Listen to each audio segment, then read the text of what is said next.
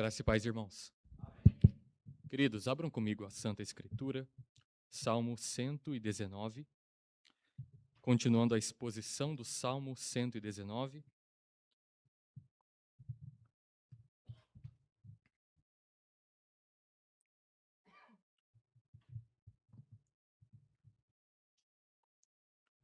Salmo 119, do versículo 33 ao 40.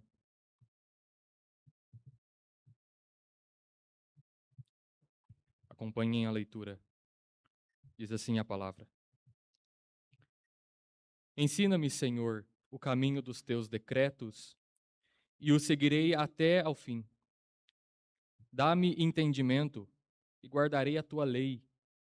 De todo o coração a cumprirei. Guia-me pela vereda dos teus mandamentos, pois nela me comprazo. Inclina-me o coração aos teus testemunhos, e não a cobiça. Desvia os meus olhos para que não vejam a vaidade, e vivifica-me no teu caminho. Confirma ao teu servo a tua promessa, feita aos que te temem.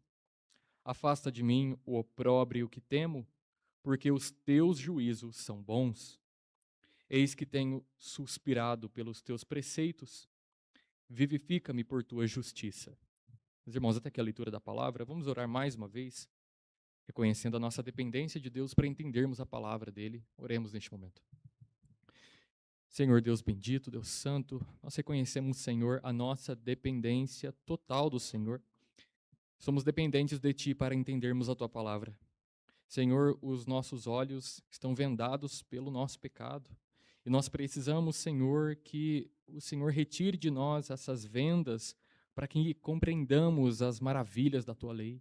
Ó Senhor, ajuda-nos, ilumina-nos por meio do Teu Espírito, para que, ó Pai, as palavras faladas não sejam somente entregues aos ouvidos, mas também ao coração, para que haja transformação genuína. Nós oramos pedindo ao Senhor em nome de Cristo. Amém. Meus irmãos, a nossa cultura, a nossa sociedade é marcada por uma exaltação da independência, uma exaltação da autonomia, de que o homem veja a si mesmo como autossuficiente, como alguém que não precisa de nenhuma outra pessoa. Isso se manifesta, por exemplo, no individualismo, apresentando que o indivíduo deve ser suficiente, que ele deve fazer as coisas sem depender do outro. Isso se manifesta também na vida profissional. Quanto vemos em nossa sociedade um clamor para que você não dependa de uma outra pessoa, para que você seja alguém que consegue ser o dono do seu próprio destino, o dono do seu próprio negócio, que você consegue fazer tudo sozinho. E isso também extrapola para a vida espiritual. Quantas seitas, grupos religiosos destacam que o homem tem o poder, que a palavra do homem é poderosa, que ele pode fazer as coisas acontecerem, que todas as respostas são encontradas no seu próprio coração.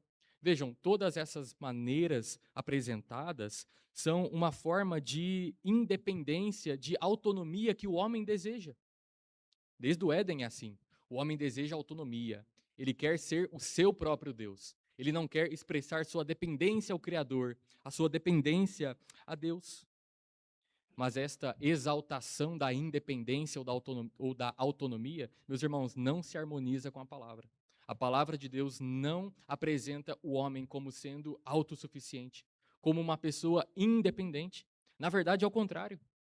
O homem é totalmente dependente de Deus para qualquer coisa, para respirar, para viver, para nascer, para morrer. Todas as atividades do homem são feitas na dependência de Deus, nada fora disso. E nós vemos o salmista, nesta parte, nesses 8 versículos, reconhecendo a dependência que ele tem do Senhor por meio dos seus pedidos. Ele faz diversos pedidos a Deus. Ele faz afirmações também. E todas elas estão fundamentadas no fato de que ele reconhece que ele é dependente. Ele necessita do seu Senhor. Então lembremos algumas coisas do contexto. Nós não sabemos quem escreveu o Salmo. Não sabemos se foi Davi, Se foi Esdras, não sabemos. O mais importante é que temos o conteúdo deste salmo. E pelo que parece, o salmista passa por perseguições. Ele é perseguido por pessoas poderosas, por líderes que procuram ridicularizar o salmista por causa da sua fé. E vemos diversos versículos do salmista muito triste, abatido, até mesmo precisando de vida. Ele se vê como alguém quase que morto e precisa do Senhor. E ele encontra na palavra de Deus a força da sua vida, a sua alegria. Ele encontra na palavra de Deus a sua sabedoria para lidar com todas as suas situações. Então, este salmo belíssimo, grandioso, exalta a palavra de Deus. Coloca a palavra como uma das coisas mais importantes da vida, porque é a palavra de Deus. A palavra vem do próprio Senhor. Como eu já venho apresentado para vocês sobre a estrutura do salmo, o Salmo 119, ele é composto por 22 estrofes. Cada estrofe tem 8 versos. Então já expomos aqui a primeira estrofe do verso 1 ao 8, a segunda, 9 a 16, a terceira, 17 a 24, a quarta, 25 a 32, e agora estamos na quinta, 33 a 40. E em cada estrofe, uma letra hebraica recebe destaque. É claro, nós não conseguimos perceber isso na nossa tradução, porque existem muitas diferenças entre a língua hebraica e a língua portuguesa. E nós estamos agora, meus irmãos, nessa quinta estrofe, e nós vemos que a quarta estrofe, ou seja, os versículos 25 a 32, nós vemos um salmista que começa o versículo 25 abatido, triste, alguém que está apegado ao pó, precisando de vida, mas que termina lá no versículo 32 como uma pessoa resoluta em obedecer a Deus. Então nós vemos uma crescente. O salmista está abatido, ele está no pó, mas termina a estrofe dizendo que ele vai obedecer a Deus, que ele vai ser fiel ao Senhor. E após ser renovado pela palavra de Deus, do pó até a sua alegria na obediência a Deus, agora nós vemos o salmista apresentando o seu reconhecimento de que ele depende de Deus. Ele é dependente do Senhor, tanto para aprender a palavra como para obedecer e ter vida verdadeira. Meus irmãos, o reconhecimento da nossa necessidade de Deus é uma bênção. Reconhecer que somos dependentes de Deus é uma grande bênção. Quanto mais reconhecemos que somos miseráveis, pecadores, mais reconhecemos que precisamos de Deus. Porque os orgulhosos não buscam o Senhor? Porque pensam ser autossuficientes. Porque pensam ser independentes. Então, quando nós reconhecemos que somos dependentes de Deus, isso é uma tremenda bênção. Porque Deus nos dá a humildade de reconhecer quem somos e de reconhecer quem Ele é. Então eu quero tratar com vocês sobre este tema importante. Reconheça a sua dependência de Deus. Meus irmãos, 3 maneiras de reconhecer esta dependência. Por meio de pedidos. O primeiro pedido é reconheça a sua dependência de Deus, pedindo para ser ensinado para obedecer de coração. A primeira forma de reconhecer a dependência de Deus é pedindo a Deus para ser ensinado para você obedecer de coração. Isso está, meus irmãos, nos versículos 33 até 35. Vejam o versículo 33. O salmista diz: Ensina-me, Senhor, o caminho dos teus decretos, e o seguirei até ao fim. O salmista inicia com um pedido a Deus para que ele seja ensinado, para que ele aprenda a palavra de Deus. E vejam para quem ele pede. Ele pede para o Senhor. Lembrem-se, meus irmãos, todas as vezes que a palavra Senhor aparece com todas as letras maiúsculas, é o nome pactual de Deus, o nome pelo qual Deus se revelou a Moisés na sarça, o Eu Sou. Este é o nome de Deus. Eu sou o que sou. E o que este nome significa? Bom, dentre muitas coisas, é que Deus é independente. Ele é o Eu Sou. Ele não precisa de nenhuma criatura para ser, porque Ele é. Todas as criaturas precisam de Deus para ser, mas Deus é independente. Então vejam, o salmista expressa a sua dependência de Deus, pedindo para ser ensinado para aquele que é independente, para aquele que não precisa das suas criaturas, que é o próprio Deus. E vejam, isso revela que o homem é incapaz de aprender algo se Deus não lhe ensinar. Mas vejam, é um ensino que é edificante e santificador.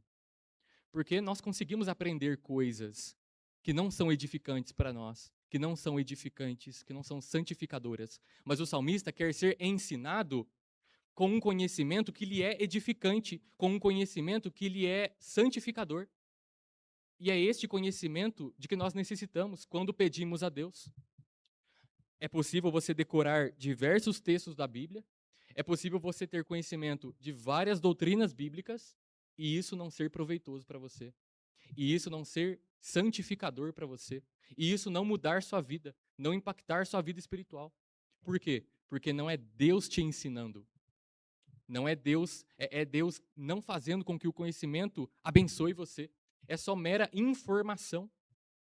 Então, quando o salmista pede, ensina-me, Senhor, é porque ele quer ser abençoado com o conhecimento. Ele quer aprender e ser impactado, que isso transforme a vida dele, que não seja mera informação.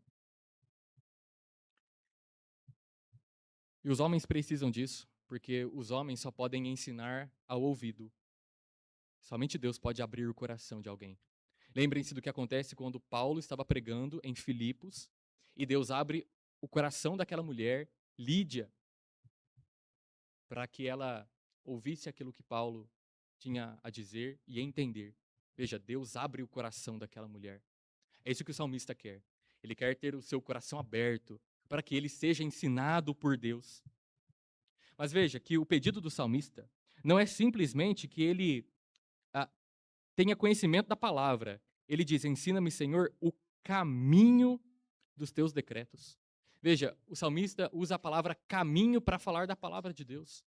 E é muito interessante porque a palavra é chamada de caminho porque a Bíblia nos apresenta como peregrinos, como viajantes nesta terra. Nós não pertencemos a este mundo.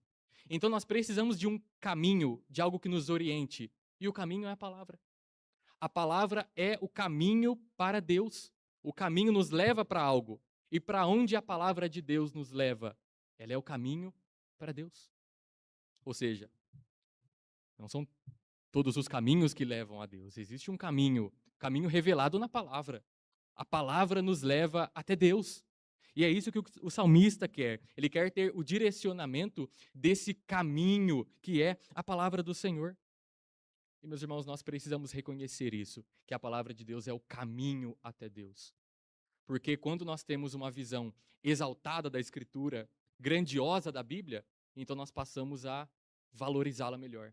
Quando nós temos uma concepção, uma ideia baixa, reduzida acerca da Bíblia, nós a desprezamos. Então nós precisamos entender que a palavra é o caminho até Deus, nos apresenta um caminho que é até o Criador.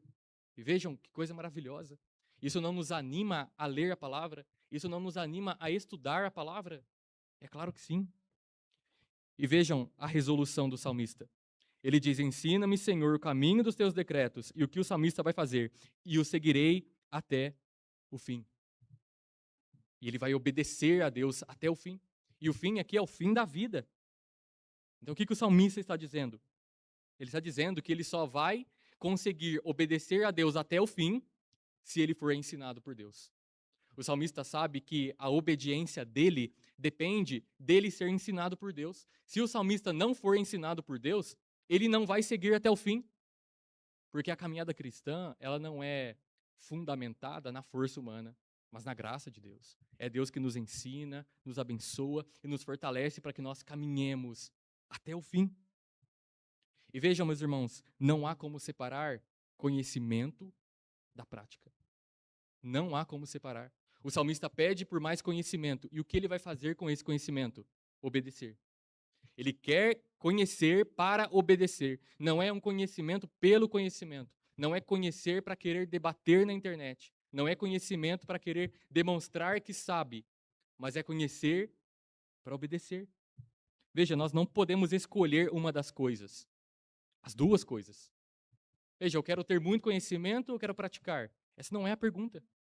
Eu quero ter conhecimento para praticar. É o que Tiago apresenta. Tornai-vos, pois, praticantes da palavra e não somente ouvintes, enganando-vos a vós mesmos. Aquele que é somente ouvinte e não pratica, ele se engana. A sua religião é vã. Ele é como o homem que se olha no espelho, lhe vê as suas deformidades e não faz nada. Ele se engana. Ele se engana. E veja que o salmista demonstra que não há idade para deixar de obedecer a Deus. Ele vai obedecer até o fim. Então, os nossos irmãos mais velhos não podem um dia chegar a Deus e falar: "Oh, Deus, eu já obedeci o Senhor por muito tempo. Eu acho que agora eu tenho carta branca." A obediência vai até o fim da vida, até o Senhor nos chamar. É uma obediência até o fim. Mas vejam que no versículo 34, o salmista intensifica o seu pedido por conhecimento. Ele diz: "Dá-me entendimento e guardarei a tua lei." Aqui o salmista muda a palavra, ele não quer mero conhecimento, ele quer entendimento. Ou seja, ele não quer somente saber ou conhecer a palavra, ele quer entendimento, que significa como colocar em prática aquilo que ele sabe. É sabedoria bíblica. Como eu aplico a palavra que eu tenho conhecimento. É isso que ele está pedindo, é por entendimento, é por sabedoria. Ele quer aprender como utilizar a palavra na sua vida diária. E isso se aplica a nós. Nós deveríamos pedir por isso. Como eu aplico a minha vida, o conhecimento que eu tenho. Eu sei que Deus é soberano e como isso se aplica à minha vida. Eu sei que Deus é justo e como isso muda a minha vida. Eu sei que Deus é provedor, como isso muda a minha visão de trabalho, como isso muda a minha visão no meu lar. Vejam, isso é o entendimento, é sabedoria bíblica, é saber aplicar a palavra às nossas circunstâncias. E vejam, mais uma vez, o salmista apresenta o seu desejo, a sua resolução de obedecer. Dá-me entendimento e guardarei a tua lei. Vejam, sempre conhecimento e prática. E vejam, obediência sem conhecimento é algo infrutífero. Porque como nós vamos obedecer algo que não conhecemos? Nós precisamos necessariamente conhecer a Deus para obedecê-lo. Imagine, meus irmãos, se não tivéssemos a Bíblia. Como nós guardaríamos, ou melhor, como nós iríamos agradar a Deus sem a Escritura, sem a lei de Deus? É impossível. Então, marido, pense como você agradaria a sua esposa sem conhecê-la. Como você daria um presente a ela sem conhecê-la. Agora imagine com o Criador, com aquele que é santo, justo. Nós precisamos, meus irmãos, de conhecimento para obedecer a Deus. Isso se aplica a todas as áreas da vida. Nós precisamos de conhecimento bíblico para obedecer a Deus no nosso casamento. Precisamos de conhecimento bíblico para obedecer a Deus no nosso trabalho. Precisamos de conhecimento bíblico para saber como os pais cuidam dos filhos, como os filhos lidam com os pais, como lidar com situações difíceis, sempre com conhecimento para obedecer. É conhecimento e prática. Mas vejam que o salmista ele fala um pouco mais sobre a sua obediência. Ele diz: "De todo o coração a cumprirei." Meus irmãos, o coração na Bíblia é apresentado como a sede do homem, como o todo do homem. Tudo flui do coração, ou seja, o pensamento, desejo, motivação, sentimento, tudo flui do coração. Nós lemos, do coração procedem as fontes da vida. Então, o coração é a figura para o homem interior, é aquilo que nós somos de fato. E o salmista está dizendo: eu obedecerei de todo o meu coração, ou seja, com todo o meu ser. Não é uma mera obediência externa, mas é uma obediência interna. Ele quer não somente obedecer por meio das suas atitudes, mas com o seu coração, com todo o seu ser, com seus desejos, pensamentos, motivações.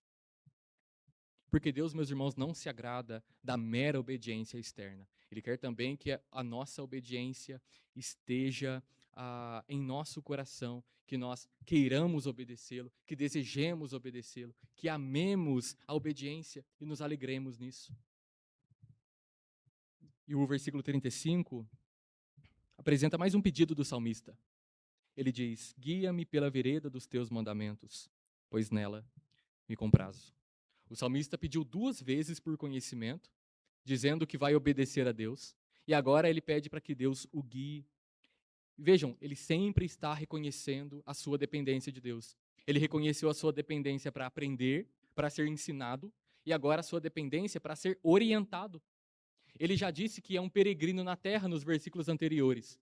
E agora ele está pedindo, Senhor, guia-me, guia-me. E a necessidade do salmista é a mesma de nós nos dias de hoje. Meus irmãos, o mundo tenta tirar a nossa atenção daquilo que é fundamental. Quantas distrações o mundo procura nos apresentar. Quantas distrações o mundo quer colocar diante de nós para que nós percamos a Cristo de vista, para que nós desviemos o nosso foco, para que nós estejamos indo para a direita ou para a esquerda e deixemos o caminho.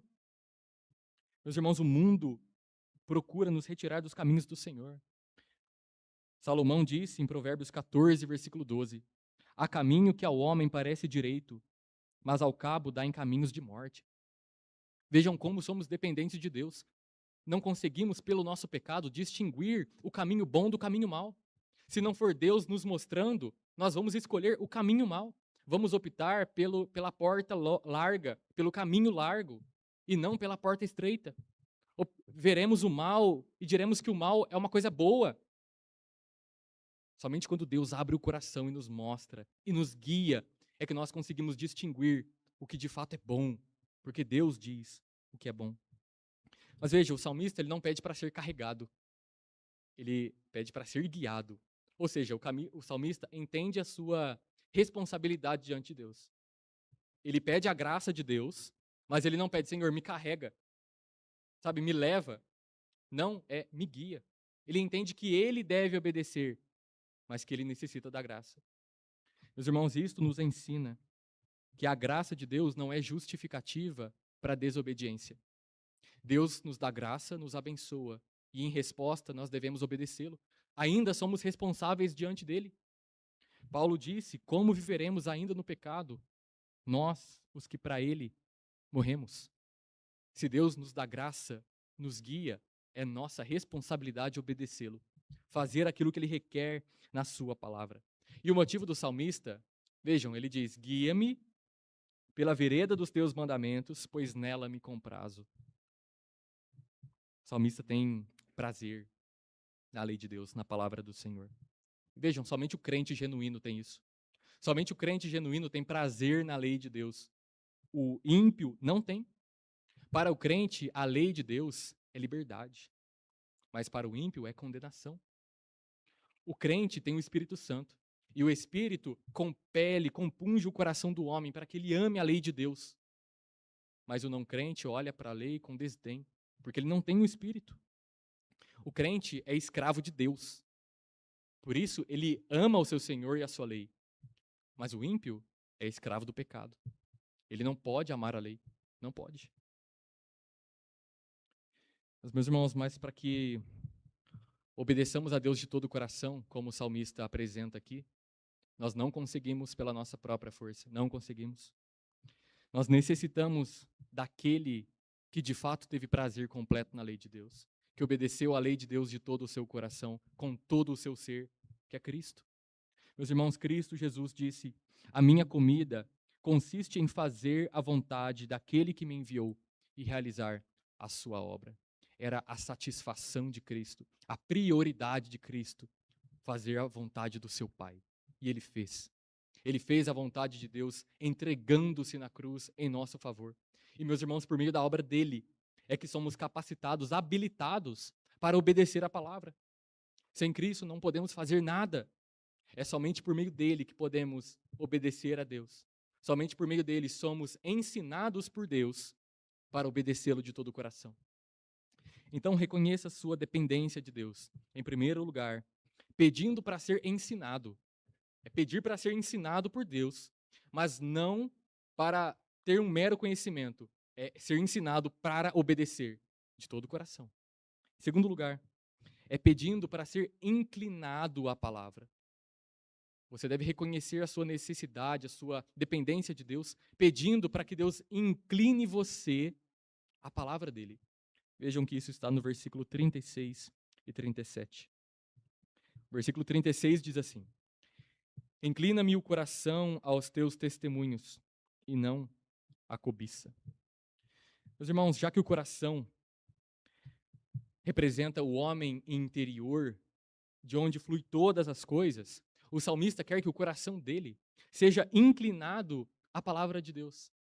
Mas vejam, nós já vimos diversos versículos do salmista apresentando seu amor pela lei de Deus, a sua alegria, que ele vai obedecer a Deus, que ele vai ser fiel. E talvez alguém pode chegar neste versículo e pensar o seguinte: oh, mas o salmista está pedindo isso agora? Ele já se mostrou tão resoluto em obedecer, ele já demonstrou ser alguém tão amante da palavra, alguém que deseja tanto a palavra, por que ele está pedindo isso agora? É porque o salmista entende, meus irmãos, a inclinação natural do coração dele. Ele não está satisfeito com a sua obediência. Ele não está satisfeito com seu estado espiritual. Ele quer progredir, ele quer continuar crescendo na graça.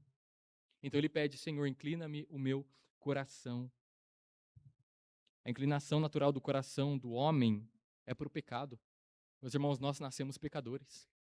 A nossa inclinação natural é para o pecado. Vejam o que Paulo diz em Romanos 8, versículo 7. O pendor da carne é inimizade contra Deus. Vejam, o que é o pendor? É a inclinação, é a tendência, é a propensão. Ou seja, a inclinação do coração do homem é inimiga contra Deus, é inimizade contra Deus. Então o homem tem, por natureza, um coração corrupto, desesperadamente corrupto, contra a lei de Deus. E o salmista entende isso, ele entende o seu pecado. E ele quer que Deus incline o seu coração. Veja, aos teus testemunhos e não à cobiça. O salmista entende que a cobiça é destruidora, porque a cobiça gera outros pecados. A cobiça faz com que nós pequemos mais. Pense em alguém, por exemplo, que cobiça um bem material do outro, e ele então furta. Veja, a cobiça levou a outro pecado. Pensem na cobiça em relação a uma mulher, a um homem, uma pessoa casada faz isso e ele comete adultério. Vejam, a cobiça levou essa pessoa a cometer outro pecado. Então a cobiça é um pecado muito destruidor porque nos leva a cometer mais pecados. E talvez essa seja uma das fraquezas do salmista. Ele entende a sua fraqueza e pede para que Deus incline o seu coração, não a cobiça. A cobiça é um pecado proibido, é o 10º mandamento. Não cobiçarás. E ao orar dessa forma, meus irmãos, para que Deus incline o coração à palavra e não à cobiça, nós precisamos entender que esta oração é muito semelhante à oração que Cristo faz quando ensina os seus discípulos a orar. Quando ele diz: "Não nos deixes cair em tentação". Ou seja, impede-nos de cair em tentação. Por que é necessário dizer isso? Porque Deus não tenta ninguém. É impossível que Deus crie cobiça no coração de alguém. Então o salmista não está dizendo que é possível que Deus crie cobiça no coração de alguém ou crie pecado no coração de alguém. Porque Deus não é o autor do mal, não é o autor do pecado. E Tiago disse: ninguém ao ser tentado diga, sou tentado por Deus, porque Deus não pode ser tentado pelo mal, e ele mesmo a ninguém tenta. Mas ele diz, ao contrário, cada um é tentado pela sua própria cobiça, quando esta o atrai e seduz. Então o homem peca por causa da sua própria cobiça, e não porque Deus o levou a pecá-lo. Então o homem é responsável, e o salmista sabe disso. O apóstolo Paulo falou a respeito da cobiça, especialmente em relação ao dinheiro, quando escreveu a Timóteo. Ele disse assim: ora, os que querem ficar ricos caem em tentação e cilada, e em muitas concupiscências insensatas e perniciosas, as quais afogam os homens na ruína e perdição. Porque o amor do dinheiro é raiz de todos os males, e alguns, nessa cobiça, se desviaram da fé e a si mesmos se atormentaram com muitas dores. A cobiça fez com que esses homens se afogassem, encontrassem a sua ruína. E vejam, o amor ao dinheiro. Isso, meus irmãos, deve nos fazer refletir, especialmente em um mundo tão materialista que vivemos. Muitas vezes pensamos que o nosso trabalho visa ganhar mais, ganhar. Queremos coisas luxuosas, queremos ser ricos. Mas vejam o que a palavra diz. Isso pode nos levar à perdição. O amor ao dinheiro pode nos levar a isso. E Deus tem o poder de inclinar o coração. Provérbios 21, versículo 1, Salomão diz: como ribeiros de águas, assim é o coração do rei na mão do Senhor. Este, segundo o seu querer, o inclina. Deus inclina o coração dos reis e inclina o coração dos seus servos também. E o salmista sabe disso. O apóstolo Paulo disse algo semelhante. Ele diz que Deus é quem efetua em vós tanto o querer quanto o realizar, segundo a sua boa vontade. Então, se nós desejamos algo, é porque Deus inclinou o nosso coração. Lembrem-se de Lídia novamente. Deus abriu o coração dela, inclinou o coração dela para ouvir a palavra. Meus irmãos, é isso que temos que pedir a Deus, que incline o nosso coração à palavra, para que amemos mais, para que desejemos mais, vençamos pecados, tenhamos arrependimento verdadeiro. É Deus que deve nos dar tudo isso, porque isso não é efetuado pela nossa força, mas pela força que Deus dá. Mas os pedidos do salmista continuam no versículo 37. Ele tinha falado do coração no versículo 36, mas agora ele fala dos olhos. Vejam: desvia os meus olhos para que não vejam a vaidade e vivifica-me no teu caminho. O primeiro pedido do salmista, aqui no versículo 37, é para que Deus faça com que os seus olhos se desviem da vaidade. Vejam, o salmista entende que todo o seu ser foi afetado pelo pecado, não somente o seu interior, mas até mesmo os seus olhos. Isso é o que nós chamamos de depravação total. O pecado afetou, meus irmãos, cada área da nossa vida, cada área da nossa existência, cada faculdade da nossa vida, sejam os nossos sentimentos, pensamentos, desejos, as nossas atitudes, todas estas coisas estão manchadas pelo pecado. O homem é mau, é pecador por natureza. Ele fala que não quer ver a vaidade. A vaidade é algo sem valor, sem sentido. É algo que não tem substância. É como o vapor. O vapor está ali, mas logo some, logo desaparece. Você tenta pegá-lo e não consegue, porque ele não tem substância. Isto é o que é a vaidade. Salomão falou sobre isso. Salomão, em Eclesiastes, argumenta naquela perspectiva sem Deus e diz que tudo é vaidade. Ele olha para o dinheiro, para o trabalho, para prazer, todas as coisas que são lícitas, que são boas, mas em uma perspectiva sem Deus, debaixo do sol, tudo é vaidade. É correr atrás do vento. Todas essas coisas, sem o Criador, sem Deus, são vazias, são vaidade. E a vaidade também representa muito bem o pecado, porque não nos levam a lugar algum, não nos são edificantes, não nos abençoam. Então, vaidade é orgulho, cobiça, mentira, tudo que não vem de Deus é vaidade. E o salmista não quer isso. E nós também deveríamos não querer isso. Meus irmãos, precisamos fazer esta oração, porque quantas vezes colocamos os nossos olhos em coisas inúteis, em coisas fúteis, em coisas que não nos trazem benefício algum. Colocamos os nossos olhos na vaidade e desprezamos a lei de Deus. Deixamos a palavra do Senhor de lado. O pecado, meus irmãos, conforme é olhado e contemplado, ele vai perdendo a sua feiura. É interessante pensar que o pecado é feio, ele é asqueroso, mas quanto mais a pessoa vai olhando o pecado vai perdendo a sua feiura. Ele vai parecendo belo. E a pessoa então consuma o seu pecado. Ela olha o pecado, percebe a sua feiura, mas quanto mais ele se aproxima do pecado, mais ele lida com o pecado para ele vai parecendo bom, e então ele se encharca na lama do pecado. É isso que o pecado faz conosco. De tanto ser olhado, o homem, de tanto olhar o pecado e considerar o pecado, o homem chama aquilo que é mal de bom. Vejo a nossa sociedade, quantas pessoas com a mente obscurecida não conseguem perceber o óbvio, não conseguem perceber aquilo que é bom e aquilo que é mal, porque o pecado cegou o coração dessas pessoas e elas não conseguem mais distinguir o que é bom e o que não é, porque o pecado fez isso. E a sabedoria bíblica, meus irmãos, nos chama a guardar o coração e os olhos. Pensem nos pecados de vários homens da Bíblia.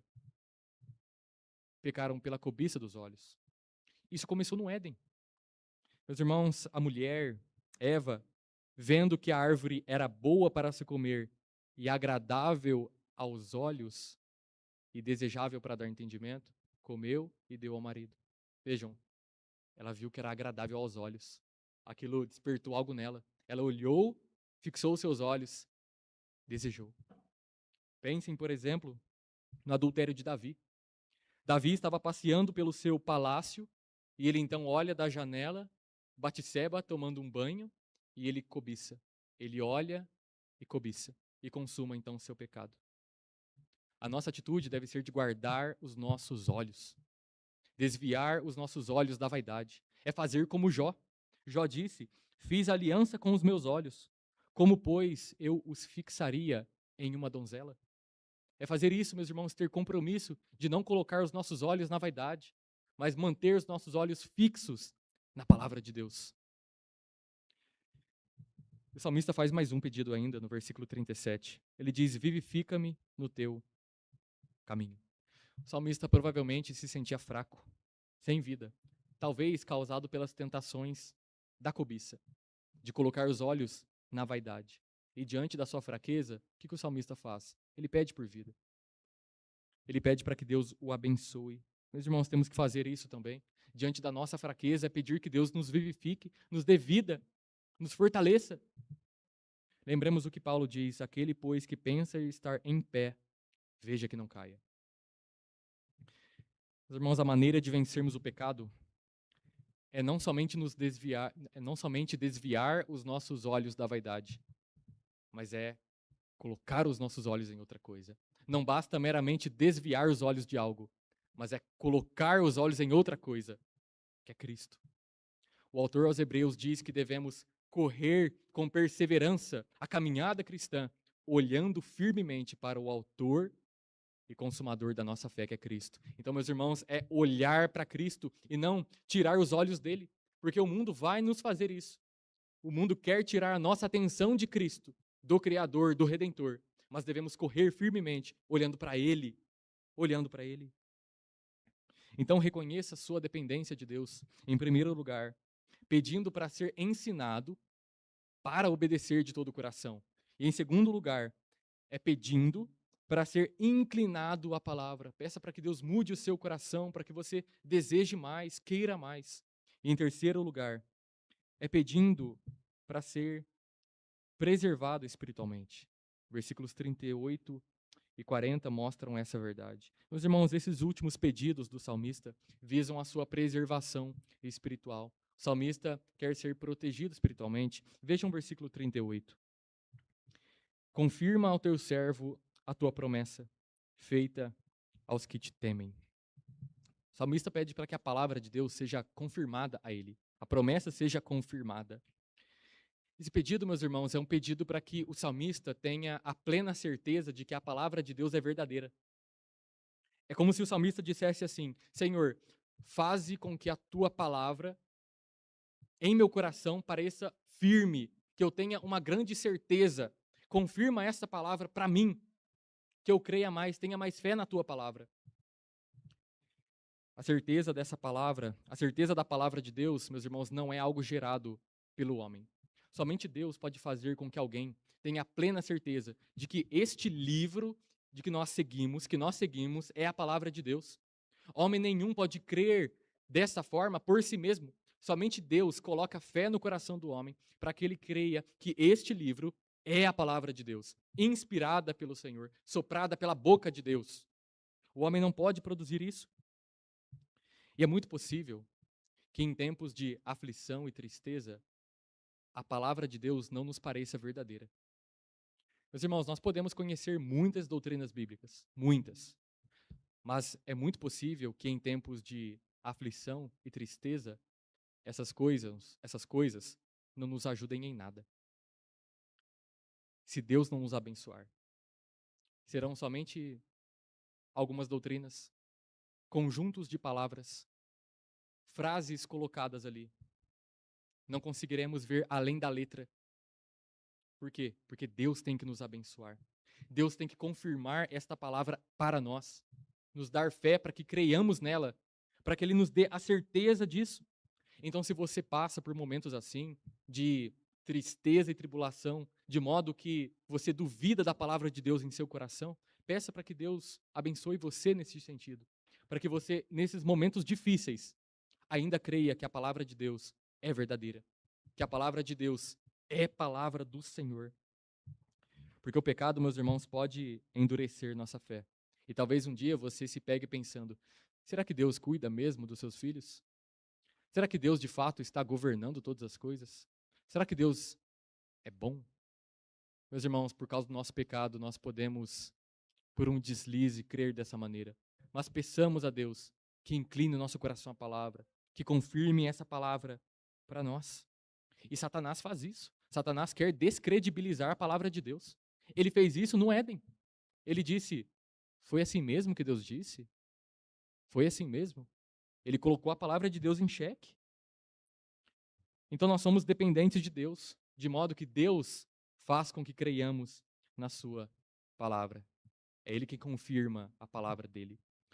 Versículo 39, meus irmãos, o salmista pede ainda para que Deus afaste dele o opróbrio, isto é, a vergonha, o desprezo, porque ele teme. E ele apresenta um motivo, ele diz, porque os teus juízos são bons. Nós não sabemos aqui exatamente qual é a vergonha do salmista, esse opróbrio. Nós não sabemos se ele quer que Deus afaste a vergonha dele não conseguir obedecer a palavra e ser tido como hipócrita, porque nós vemos o salmista querendo obedecer à lei, ele quer aprender para obedecer. Então nós não sabemos. Talvez o salmista esteja envergonhado porque ele não consegue obedecer totalmente à palavra e alguém diga que ele é hipócrita. Ou ele está sendo perseguido por causa da sua fé. E ele diz: Senhor, retira de mim, tira de mim o opróbrio que temo. Mas ele apresenta o motivo: porque os teus juízos são bons. O salmista sabe que por trás da boa palavra de Deus existe um bom Deus. Um bom Deus que fala por meio da palavra.